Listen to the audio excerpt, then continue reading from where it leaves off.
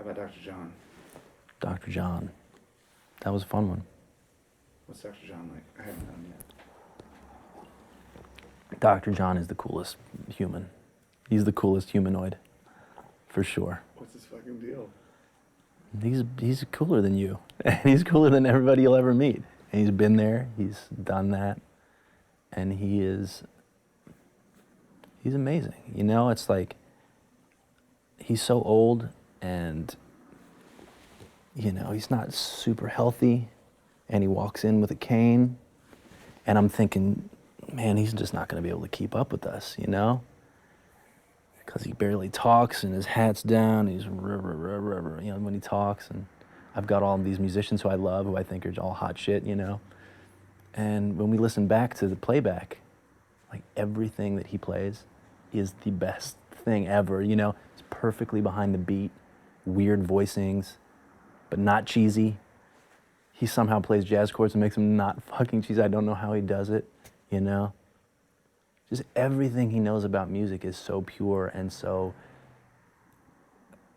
complete, and it's like nasty and dirty, but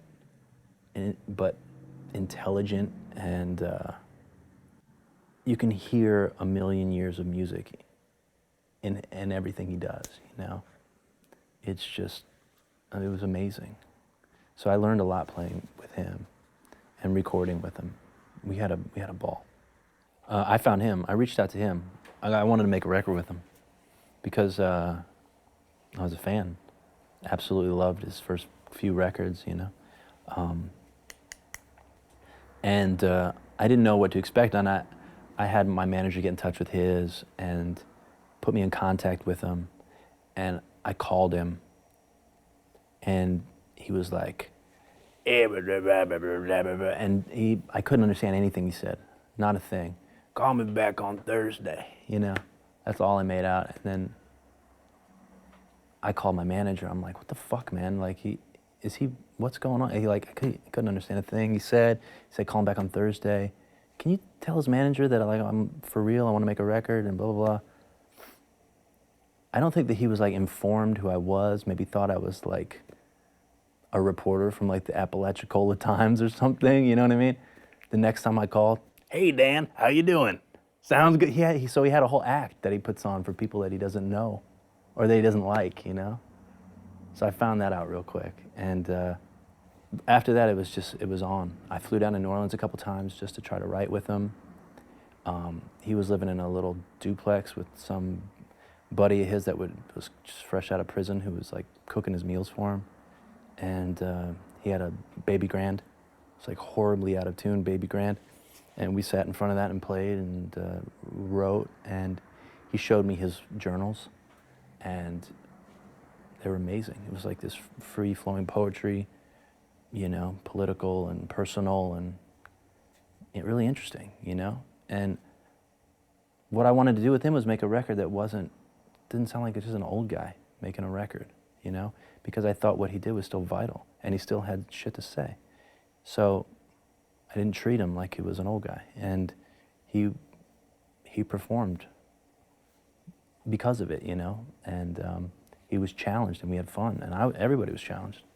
And that's what made it enjoyable, and I think that's what made the end result so good, really.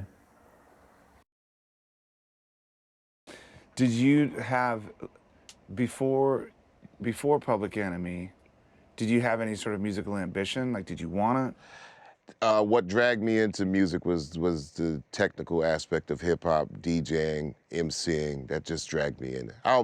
Music was always a part of us, but you know, I mean, I listened to music. I was into sports. I always listened to music.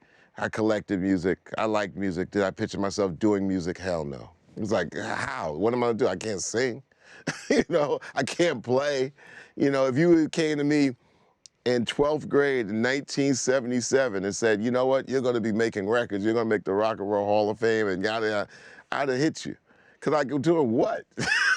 Doing what? Hip hop and the technical aspect of it totally brought me in. I came through that door because I saw it as being, wow, this thing is still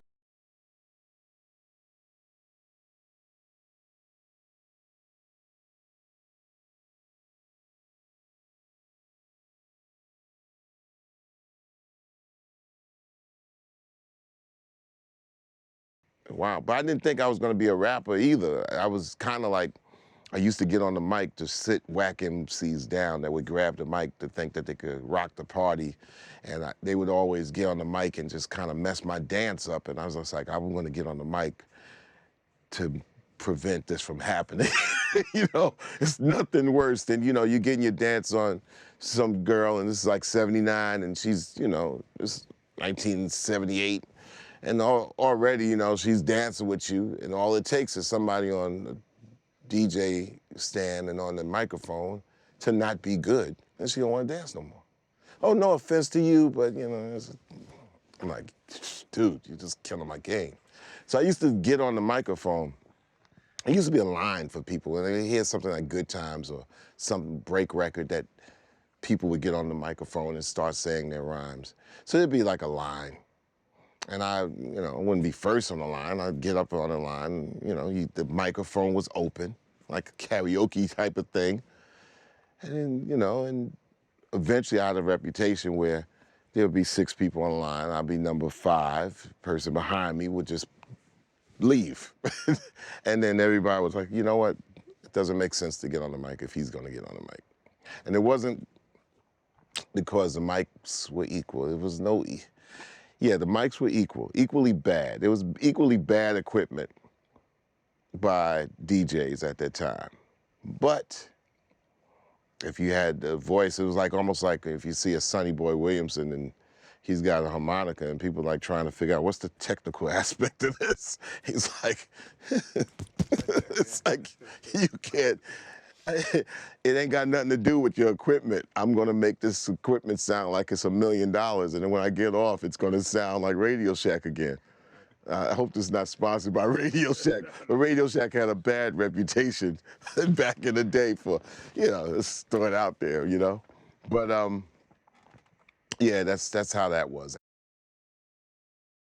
Did I read somewhere that you helped restore Muddy Waters' house where he started playing music? Was it Muddy's house? Well, I had a buddy, Tony Fortune, down there in Memphis, where we were, ZZ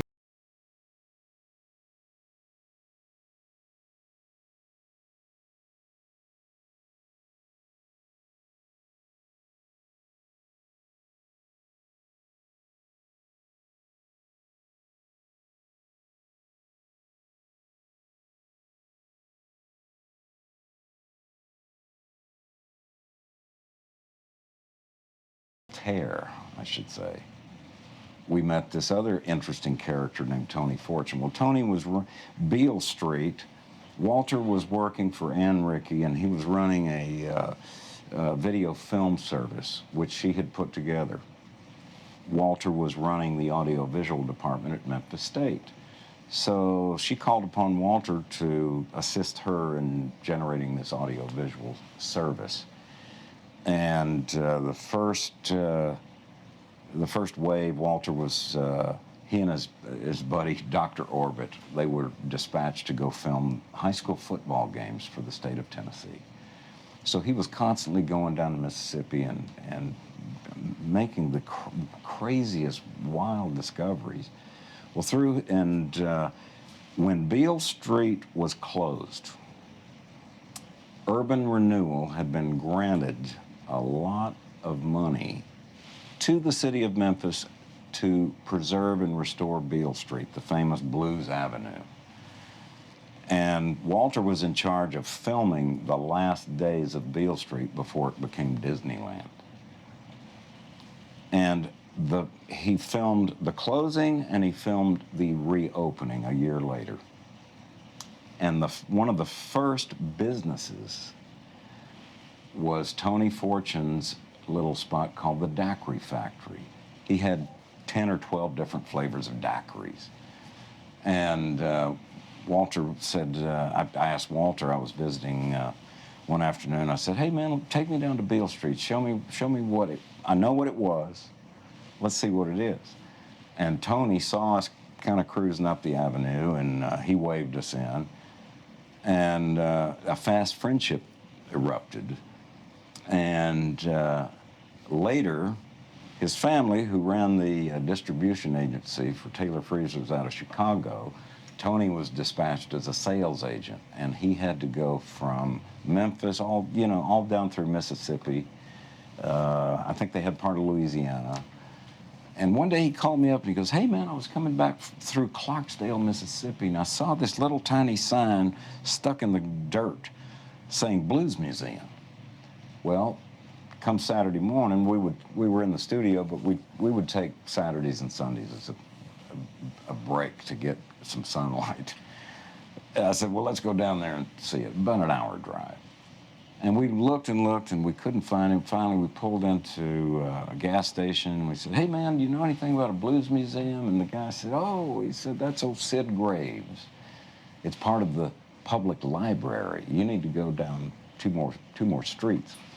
And sure enough, we showed up and we introduced ourselves. And at that time, Sid Graves was having a meeting with Jim O'Neill, who was the founder of Living Blues magazine. And he had relocated from Chicago back to his home of Mississippi. Sid was concerned because he had learned that the state highway department wanted to tear down a significant structure. Well, it was the cabin that Muddy Waters grew up in. It was down on Stovall's farm, 9 miles away. And Jim's interest, of course, was how do we preserve this?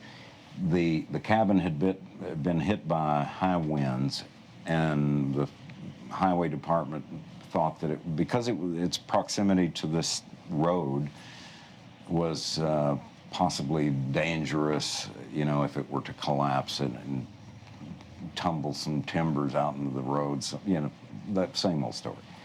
So Sid said, would you guys like to come down and see Muddy Waters' cabin? Of course, we were all about it. And we stood by while the inspection was going on. They were evaluating what could be done to preserve it. As we left, Sid said, "Well, why don't you take a souvenir?" Well, there was a giant log that had come tumbling down from the rafters, and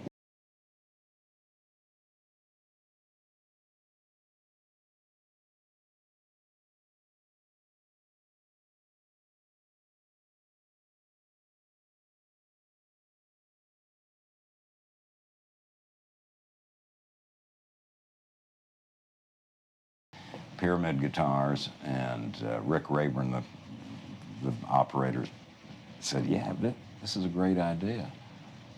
Why would you do that?" And I said, "Well, why wouldn't you say, yeah, hey, what's your guitar made of? Muddy Waters' house." So that's how that came about. That's unbelievable. So when you and Paul started the band, what were you thinking? What were you fucking thinking? That's a good question. When was that? The 1980, spring of 82, I think. Spring of 82, I believe. Might have been spring of 81, but I don't know. I have a better chance of remembering the 80s than I do. Don't ask me anything about the 90s. Fine. Because I forgot. It's a decade, it's missing. I find out things occasionally that I did, but it was one of those things we just got, in my senior year, I actually did graduate, accounting student of the year, president of fraternity, president of the Student Art Association, and captain of the basketball team. I had my whole life set out in front of me. But we started writing tunes, we started writing music and sort of music, and then we played some at this, I had like an art show thing, and that was sort of the beginning of the band, and we continued that as I worked in my accounting career. And I remember there was a picture in the San Antonio newspaper was a a real tabloid type of newspaper, and they somehow covered. They found out we were playing in Austin. I don't know how they came down to Austin and took a picture of me on stage, naked with an American flag wrapped around my waist, and it was on fire. And their headline, this was on the front page of the entertainment section of the Sunday newspaper, and it said, "Could this be the worst band in the history of rock and roll?" And that's when I was working at this accounting firm. So that, and post that, that's when my boss acted like he was surprised that I was quitting the firm. There's like, "Oh yeah, one of our auditors is naked, wearing an American flag that's on fire in the local newspaper, and I'm surprised he's quitting." Actually, he's probably surprised he didn't fucking fire me. What a moron. But yeah, I forgot his name. And plus the fist fight with one of the other partners a couple of months before that at a party. You just weren't cut out for that. Nah, wasn't my thing. Yeah. The Runaways had broken up, and it was a very depressing feeling. I really had the feeling like everybody was laughing. Like, we told you this wouldn't work. We told you the Runaways sucked and you'd never make it, and now you're not making it. And, you know, I just felt that. I don't know if people weren't speaking to me anymore. I was very depressed about the whole thing. And it was my baby, it was my dream.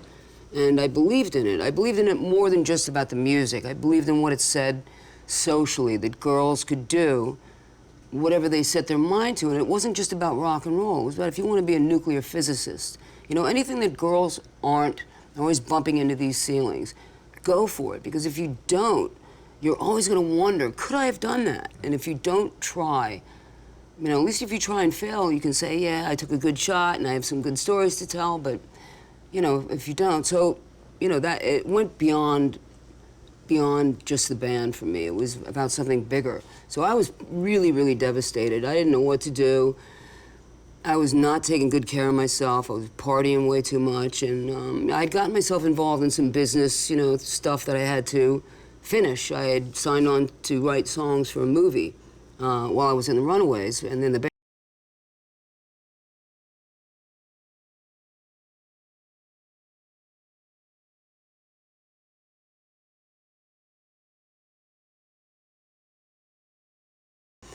So Kenny Laguna flies out to meet me, and we hit it off right away. It was like long-lost brother and sister or something.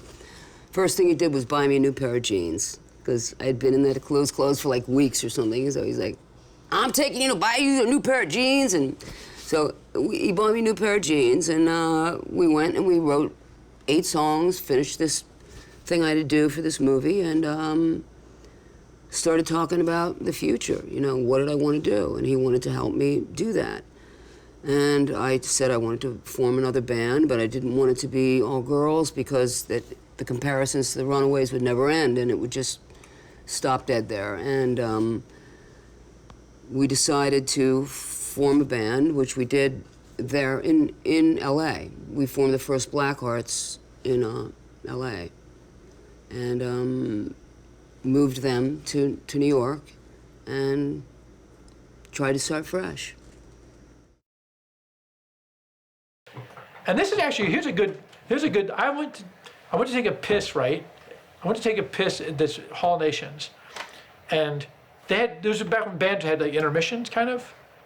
So I think it may have been between their 2 sets. They did 2 sets. I can't remember, but I remember going there.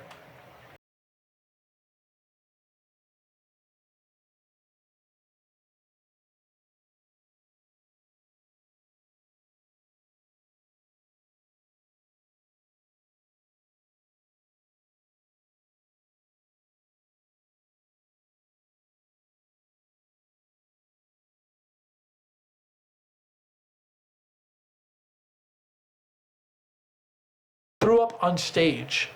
Like I guess someone said later on that he'd eaten a giant pizza and a 6-pack of dark Heineken, and he just fountain threw up on the stage and left the stage, and everyone was just like aghast, like just vomit everywhere. And then these guys came out with like paper towels, brown paper towels, trying to clean it up, and we're just like, oh, like fuck, you know. But then they came out and they did another set on the vomit floor, you know. And I have a recording of the show actually.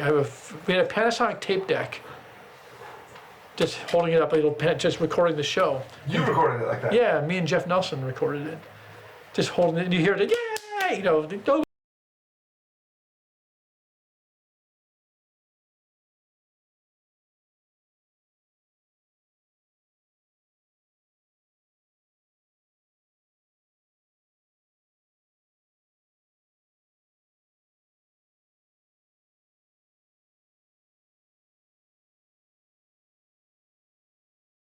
Let me tell you who's at that show. Guy Picciotto, first show. Ian MacKaye, first show. Like this show is huge. And you know who else was at the show? The Bad Brains. We saw these guys walk in, the coolest looking punk kid people we'd ever seen in our lives. We're like, who the fuck are those guys? They're just walking around, and they all say like these shirts, like handprints on them, like peroxide, like they took white paint and put handprints, and then they wrote Bad Brains on their jackets and stuff. We're like, Bad Brains, like what is that? Who are they? And everyone was too scared to talk to them. And they'd walk around Georgetown to hand out these flyers. Just hand these flyers like, are you ready? We are Bad Brains. We're like, whoa. So we had heard of the Bad Brains, seen them at the show, knew they were the coolest looking dudes in the world, but nobody knew what they were, you know, like didn't know what they sound like or anything. In June of 1979, the Damned played the Bayou, right? The Bayou was like the kind of old school rock club here. And it was at that time, the drinking age was 18. So you couldn't get in if you're under 18.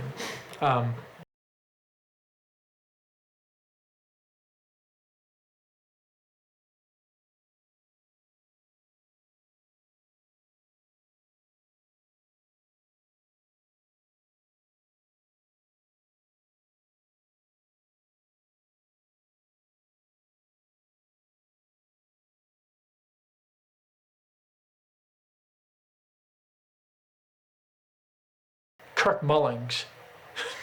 There's a name, Kirk Mullings. You looked at it and just like blue eyes, and I was like, okay, I have blue eyes. And there's Kirk Mullings like 1 year older or whatever.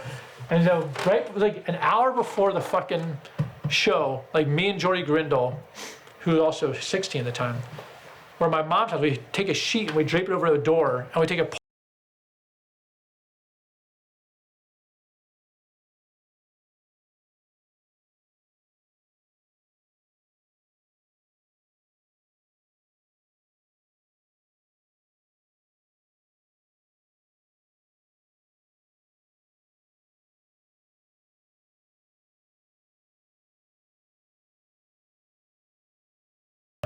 Of course, this is, well, handed the ID, and the guy's looking at it, and he just says, like, I'm not accepting this. I'm like, fuck. And I was like, oh, man, we're not going to go. And then Jordy just says, you don't accept a U.S. military ID?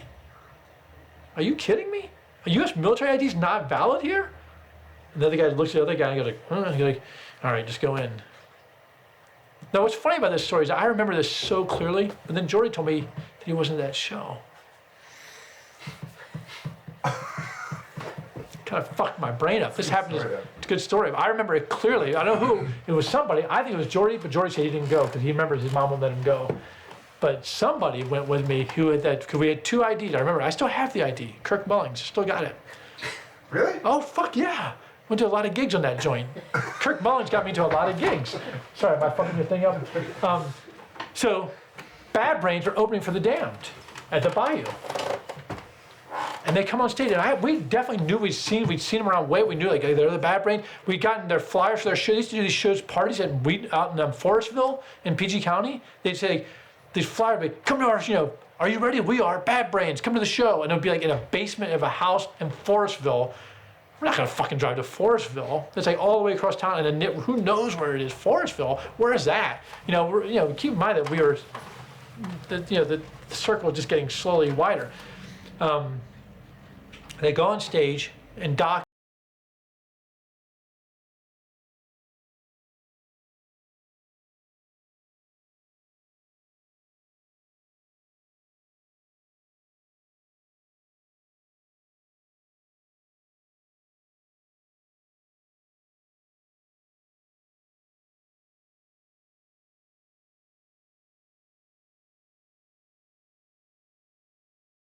and safety pinned together. Earl comes out, you know, what was Earl's nickname? I can't remember his nickname. And they are incredible. Like, it was like, I don't know, I'm sure you've had an experience where you've known people like, oh yeah, and you see them play and you're like, whoa, like, okay, like this is real. Like, you know, oh, you're in a band, that's cool. And then you actually see them play and you realize, oh, this is like, it's another, like, it's transformative, right? And that was an experience, like seeing them play that night, we're like, whoa, this is here, that's us. Like, that was us. And then we're like, we got to form a band for real. I've got a great Dylan story. You know,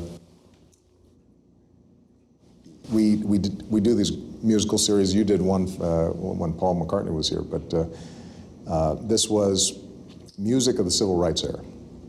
And so we had a whole bunch of terrific performers. Dylan agrees to perform. And usually we meet the performers ahead of time, Michelle and I, and we take pictures with them and, you know, chat a little bit. And usually they come for a rehearsal the day before, sometimes 2 days before. Dylan skips rehearsal, skips the little photo line, which is exactly how you want Bob Dylan to behave, right? You know, he's not going to be schmoozing and all this. Shows up, gets on stage, doesn't say a word, does, you know, 2-song set, unbelievable. Everything's rearranged as usual. I think it was, you know, what was he playing? You know, I don't even remember what the songs were, but I remember that the arrangements were ones I had never heard before. He's famous for that. And he only had, I think, a bass player and maybe a keyboard guy, and or maybe a drummer, and him playing guitar. He finishes playing, comes up in front of me and Michelle, tips his hat, leaves. That was it. That was a little smile, which is exactly how you want Bob Dylan to be. Now, then I gave him we gave him the presidential award that we give to great artists, and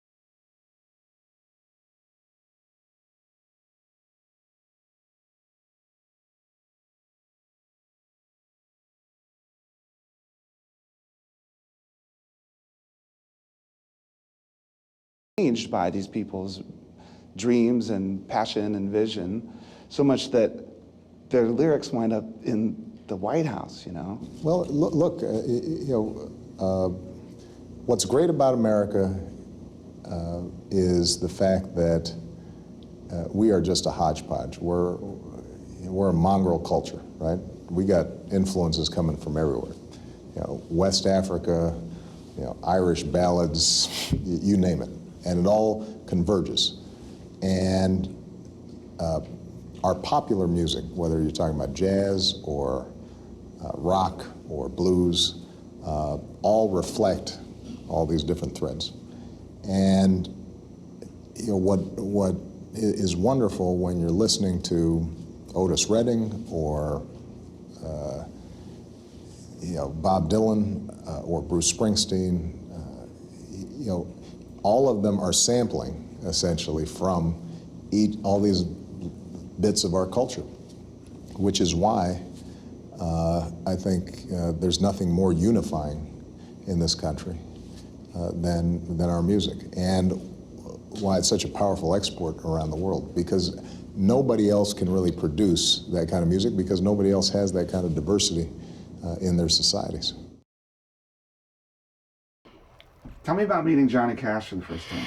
Oh, Johnny Cash was the first time I knew what sex appeal was or charisma. I was just a girl, and it was one of those times that my uncle and I were down, and I guess it was probably, may have been that same time that I was sung on the Grand Ole Opry, because I remember sitting in the audience and looking up at Johnny, and I was just a girl with my hormones probably beginning to rage, and Johnny came out on stage, and just all that weird moving and all, it just really stirred me like I couldn't understand what I was feeling. It was years later, and I got a terrible crush on him, you know, at that time. It was like years later, I realized that's what true charisma is, magnetism, you know, just the way he moved. And then I think a lot of it later I realized was a lot of dope too. I think he was twitching and moving around with all sorts of feelings and all, but he was so magnetic. We got to be friends through the years, and I told him he was my first crush, the first time I knew what real sex appeal really was, what I got really worked up about, you know, just thinking stuff.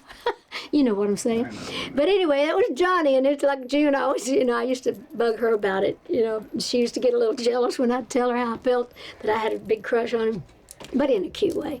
But Johnny was such a great writer. Also, people don't really realize what a wonderful songwriter he was. I've recorded different songs of his, and so I have a lot of other people. But I always thought Johnny was not a great singer as far as a voice, but I always think of Johnny as like the John Wayne of country music. He just had a presence. He just had an authority. He just had a way about him that was so different. Oh, the Grand Ole Opry. I remember, because again, we didn't have cable or anything, but my grandparents did. And they were huge, like, country fans, like traditional country music. Tammy Wynette and Georgia Jones and, you know, Conway Twitty. And they would have things on their TV when I'd go that would be like, that's kind of my first exposure to the Grand Ole Opry and a lot of those artists. So it's one of those things that even if you don't really know exactly what it's all about, I feel like everybody kind of knows enough, you know? So the first time I got to go into the Opry, you know, see it at all, was after American Idol, and I played here during CMA Music Fest, and I played at the Opry, and I walked out, and I was like, I've literally only heard about this place. I don't know, you know, I've never really seen a whole lot of, you know, pictures or anything, just the little that I'd seen at my grandparents' house, and it's just so cool to be there because you can feel it. You can feel the history, you can feel the love, you can feel, I don't know, it's just magical. Is that the most cliched word to use ever about something like that? But it's beautiful. It's a beautiful place. And so you've been asked to be, you became like a member? Yeah, because I didn't even know that they had I don't know how it works. Yeah, there's some committee, some place, I don't even know exactly who it's all made up of, but they kind of get together and decide, you know, who do we want to ask, and they want people that really want to be there. So I fell in love with the place, you know, the first time I walked out on stage, and the first time I was there, and I knew that I wanted to be a part of whatever this magical thing was. And yeah, not too long after that, you know, we played our shows. I kept making my wants known. Someday, I want to be a part of this someday. And they asked me, and they asked me in the coolest way ever. I had recorded a song by Randy Travis, who I grew up loving and listening to, and had his tapes, his cassettes, things like that. And he came out, and I had no idea he was behind me, but I knew the audience was loving whatever it was I was doing. So I was like, thanks, wow, thank you. And then I'm like, oh, they're not standing up for me, they're standing up for Randy. Wait, Randy Travis is on stage with me. Why is this happening? And he invited me to be a member. And a couple months later, I was back on the stage, and Garth Brooks was inducting me into the Grand Ole Opry. It was really cool. That's crazy. Yeah, it was crazy. Definitely 2 nights in my life that I'll never forget. And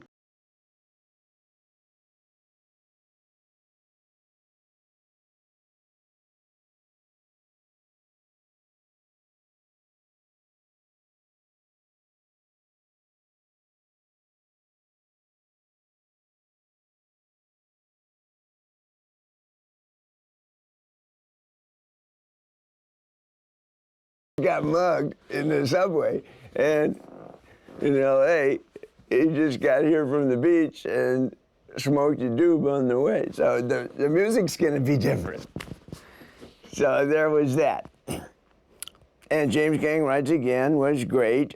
Eventually, Stevie Wonder was in B. He went in Studio B and had a lockout. And Marvin Gaye. Marvin Gaye was in there too.